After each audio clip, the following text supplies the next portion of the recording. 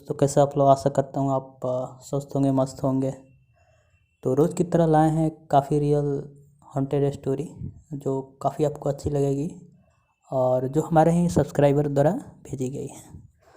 और आप पिछले जो वीडियो डाले हुए हैं प्लेलिस्ट में जाकर हमारी वो भी वीडियो देख सकते हैं जो काफ़ी रियल और काफ़ी इंटरेस्टिंग है।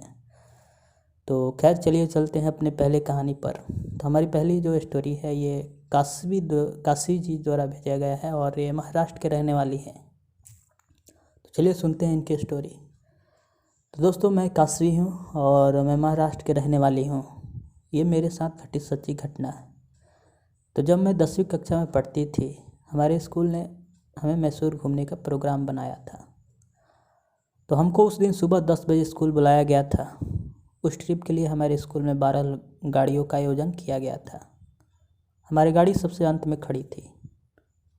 तो हम सारी सहेलियां गाड़ी में बैठ गई थी और कुछ ही देर में फिर गाड़ी रवाना हो गई। हम सारी सहेलियों रास्ते में गुनगुनाते हुए हंसते खेलते जा रहे थे। हमको रास्ते में एक घने जंगल से गुजरना पड़ा।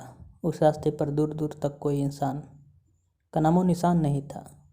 तो उस रास्ते से गुजरते वक्त मुझे अजीब सी घुटन महसूस होने लगी। हमारी गाड़ी उस रास्ते से गुजरते वक्त जंगल के बीच में अचानक पंचर हो गई और हमारी गाड़ी को वहीं रोकना पड़ा। हमारी मैडम ने हमें गाड़ी से नीचे उतरने को कहा।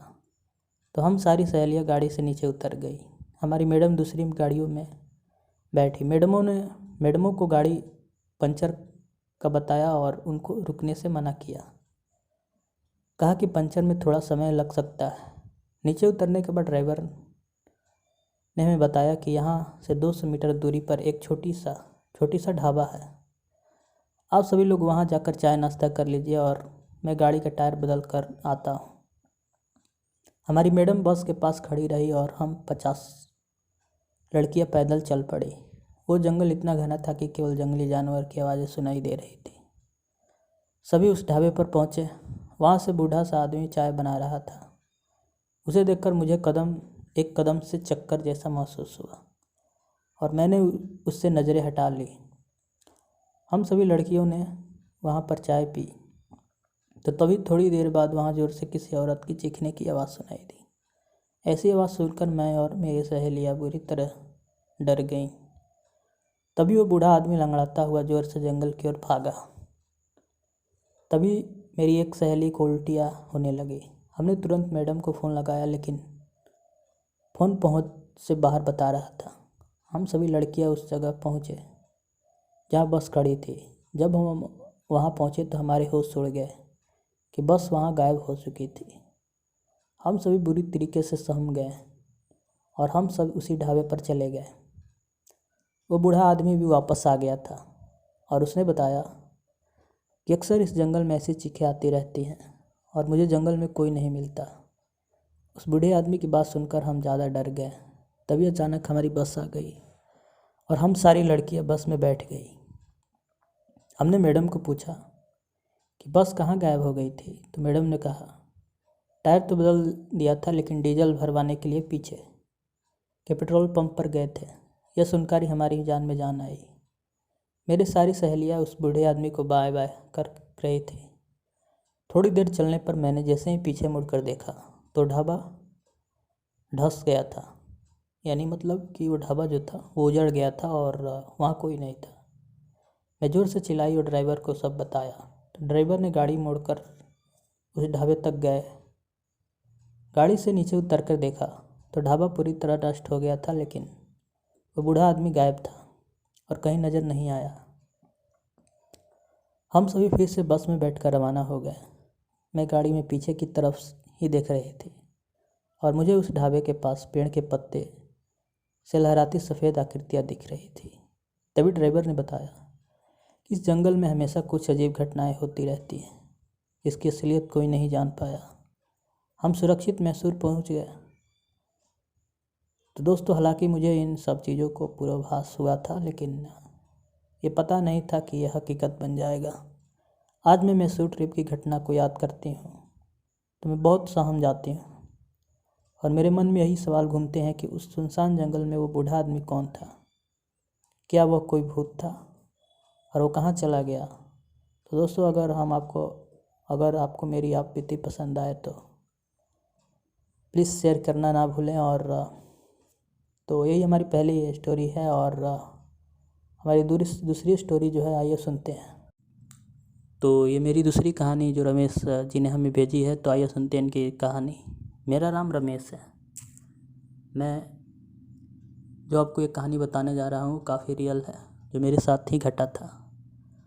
तो बात तब की है जब मैं 3 या फिर 4 साल का रहा होऊंगा।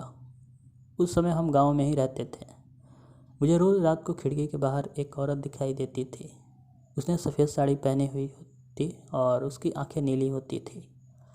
वह मुझे बुलाती थी तो मैं काफ़ी डर भी जाता था और मैं अपनी माँ को पकड़ कर सो जाता। कुछ दिनों में हमने पिताजी के साथ शहर में रहने लगे और गांव का घर खाली हो गया। हमारा गांव जाना भी कम होने लगा। मैं केवल शादी ब्याह में ही गांव जाता था और वो भी केवल मेरे माता पिता ही जाते थे। मैं अपने गांव के बारे में लगभग सब कुछ भूल चुका था। तो रात में देखने वाली उस औरत को भी मैं सपना समझने लगा था और मेरे चाचा के लड़के की शादी थी। मैं करीब 15-16 साल बाद गांव गया था। हमने अपने घर भी साफ करवा रखा था और हम अपने घर में ही रुके थे। तो एक रात अचानक मेरी नींद खुली तो मैंने खिड़की से बाहर देखा तो वही औरत मुझे नज़र आई। उसकी नीली आंखें चमक रही थी और वो मुझे पहले ही तरह बुला रही थी।